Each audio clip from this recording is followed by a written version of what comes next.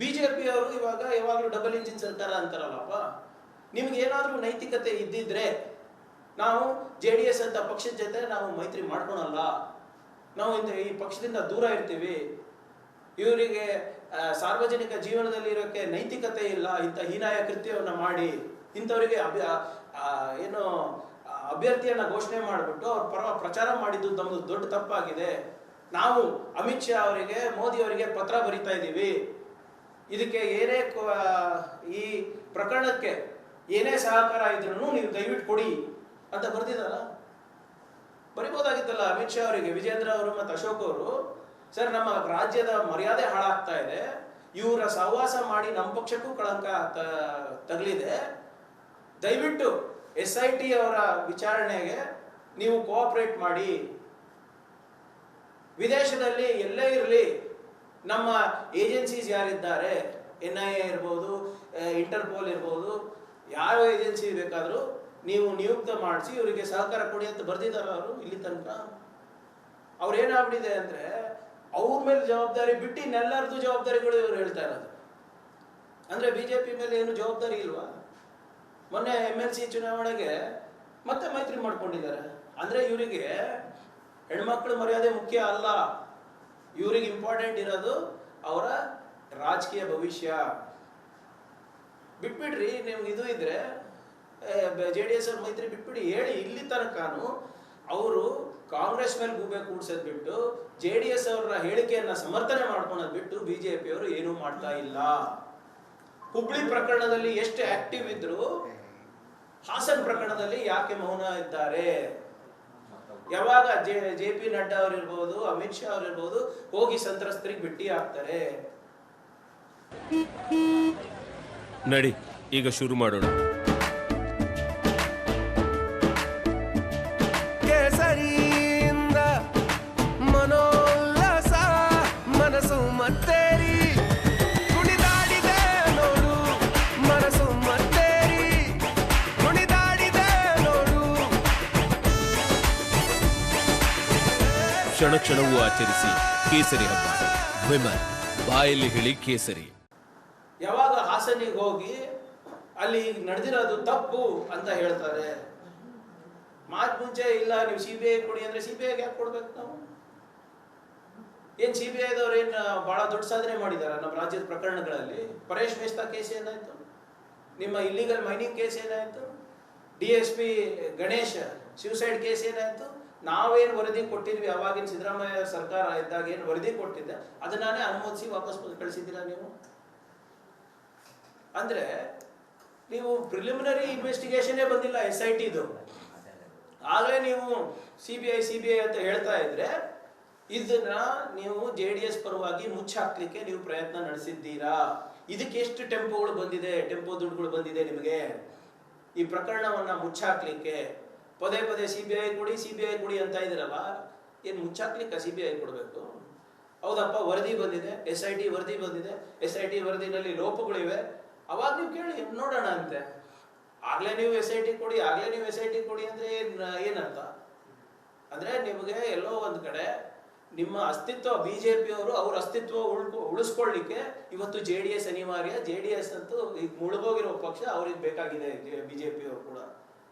ಆದ್ರಿಂದ ನೀವು ಆ ಸಂತ್ರಸ್ತರಿಗೆ ನೀವು ನ್ಯಾಯ ಒದಗಿಸೋದು ಇಂಟ್ರೆಸ್ಟ್ ಇಲ್ಲ, ಅವ್ರಿಗೆ ಒಂದ್ಸರಿಯಾನ ಇಂಥ ಕೃತ್ಯ ಆಗಿರೋದು ತಪ್ಪು ಅಂತ ನೀವು ಸಮಾಧಾನ ಮಾಡಿದ್ದೀರಿ ನೀವೆಲ್ಲ BJP ಅವರು, JDS ಅವರು. ಬರೇ ನಿಮಗೆ ಇಂಟ್ರೆಸ್ಟ್ ನಿಮ್ಮ ಮನೆ ಮಗ ಕಾಪಾಡೋದ್ರಲ್ಲಿದೆ, ನಿಮ್ಮ ಏನು ರಾಜಕೀಯ ಭವಿಷ್ಯವನ್ನ ಮುಂದುವರಿಸಲಿಕ್ಕೆ ಇದೆಲ್ಲ ಮಾಡ್ತಾ ಇರೋದು. ನಾನು ಕೈ ಜೋಡಿಸಿ ಕೇಳ್ಕೊತಾ ಇದ್ದೀನಿ, ಕರ್ನಾಟಕದ ರಾಜ್ಯದ ಮರ್ಯಾದೆ ಹರಾಜು ಹಾಕಿದ್ದೀರಾ. JDS ಅವರು ಯಾವಾಗಲೂ ಏನು ಹೇಳೋದು, ರಾಷ್ಟ್ರೀಯ ಪಕ್ಷಗಳಿಗೆ, ಪ್ರಾದೇಶಿಕ ಪಕ್ಷ ರಾಷ್ಟ್ರೀಯ ಪಕ್ಷಗಳಿಗೆ ರಾಜ್ಯದ ಗೌರವದ ಬಗ್ಗೆ, ಘನತೆ ಬಗ್ಗೆ ಅಷ್ಟು ಕಾಳಜಿ ಇರೋದಿಲ್ಲ, ಪ್ರಾದೇಶಿಕ ಪಕ್ಷಕ್ಕೆ ಇರೋಷ್ಟು.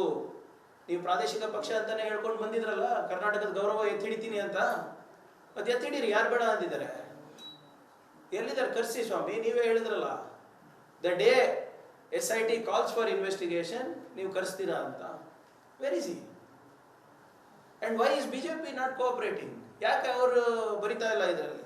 ಆದ್ರಿಂದ ನಮ್ಮ ರಾಜೀನಾಮೆ ಕೇಳೋದು ಬಿಟ್ಟು ನಮ್ಮ ಮೇಲೆ ಗೂಬೆ ಕೂಡ್ಸೋದು ಬಿಟ್ಟು 100 ಕೋಟಿ ಕೊಟ್ಟಿದ್ದೀವಿ, 200 ಕೋಟಿ ಕೊಟ್ಟಿದ್ದೀವಿ, ನೀವು ಆಲ್ರೆಡಿ ಇನ್ ಕಸ್ಟಡಿ ಕೊಡಿ, ಜಡ್ಜ್ ಮುಂದೆ ಕೊಡಿ, SIT ಕೊಡಿ, ಯಾರು ಬೇಡ ಅಂದಿದೆ. ಸುಮ್ಮನೆ ಕಮಿಟಿ ಮಾಡಿದ್ದಾರೆ ಇದನ್ನ ಓವರ್ಲುಕ್ ಮಾಡಲಿಕ್ಕೆ.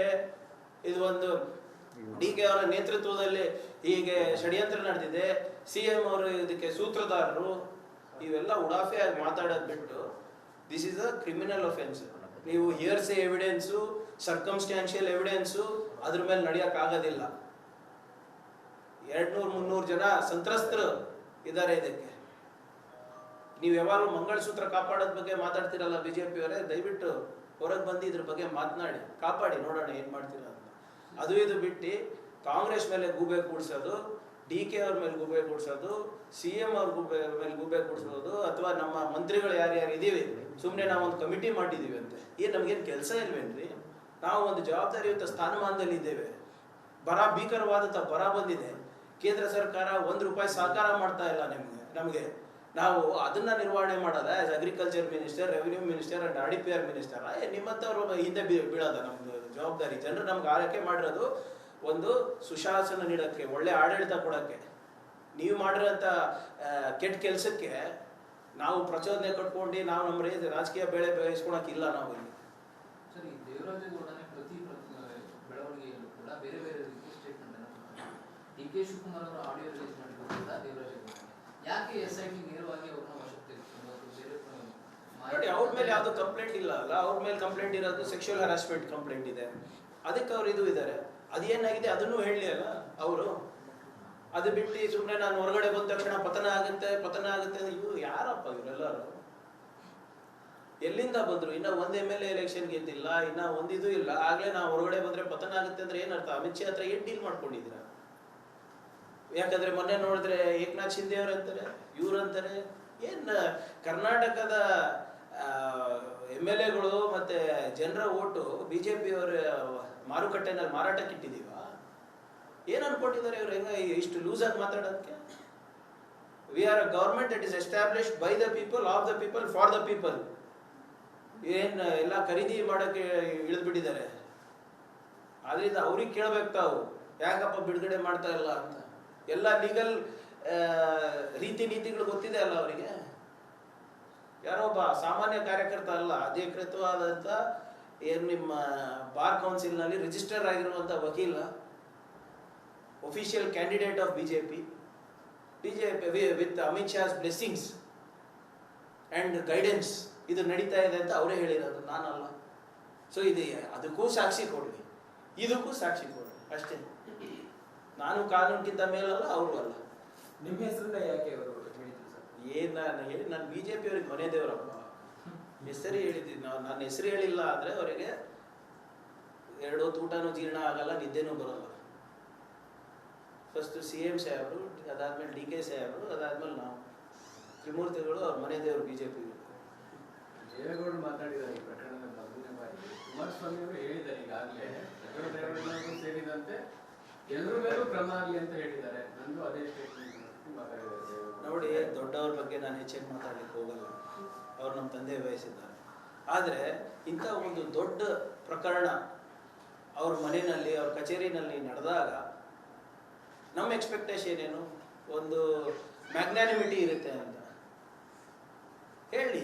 ಇಲ್ಲಪ್ಪ, ಇಂಥದ್ದು ಯಾವತ್ತೂ ಆಗಿಲ್ಲ, ನಾವು ದೇಶದ ಪ್ರಧಾನಿ, ನಮಗೆ ಕನ್ನಡಿಗರು ದೇಶದ ಪ್ರಧಾನಿಯಾಗಿ ನನಗೆ ಅವಕಾಶ ಮಾಡಿಕೊಟ್ಟಿದ್ದಾರೆ, ಈ ಕಳಂಕ ನಮ್ಮ ಕುಟುಂಬದ ಮೇಲಿದೆ, ಈ ಕಳಂಕ ಹೋಗೋ ತನಕ ನಾವು ಎಲ್ಲದಕ್ಕೂ ರಾಜೀನಾಮೆ ಕೊಡ್ತೀವಿ. ಅವಾಗ ಮ್ಯಾಗ್ನಾನಿಮಿಟಿ ಅಂತ ಹೇಳ್ಬೋದು, ಸ್ಟೇಟ್ಸ್ಮೆನ್ ಅಂತ ಹೇಳ್ಬೋದು. ಇವರು ಬರೀ ನಮ್ಮ ರಾಜೀನಾಮೆ ಕೇಳ್ತಾ ಇದ್ದಾರಲ್ಲ. ಸರ್, ಇದು ಕೇವಲ ಇಶ್ಯೂ ಡೈವರ್ಟ್ ಮಾಡೋದಕ್ಕೆ ಮಾತ್ರ? Absolutely sir, absolutely. ನಾವು ಈಗ ಪದೇ ತಾವೆಲ್ಲ ನಮ್ಮ ಮಾಧ್ಯಮ ಸ್ನೇಹಿತರು ಏನು ಕೇಳಿದ್ರೆ, SIT ಏನು ಮಾಡ್ತಾರೆ, SIT ಏನು ಮಾಡ್ತಾರೆ? ವಿದೇಶದಲ್ಲಿ ನಮ್ಗೆ ಹೋಗ್ಲಿಕ್ಕೆ ಅವಕಾಶ ಇದೆ ಹೇಳಿ ತಾವು. ಅದಕ್ಕೆ ಯಾರು ಸಹಕಾರ ಬೇಕು? ಕೇಂದ್ರ ಸರ್ಕಾರದ ಸಹಕಾರ ಬೇಕು.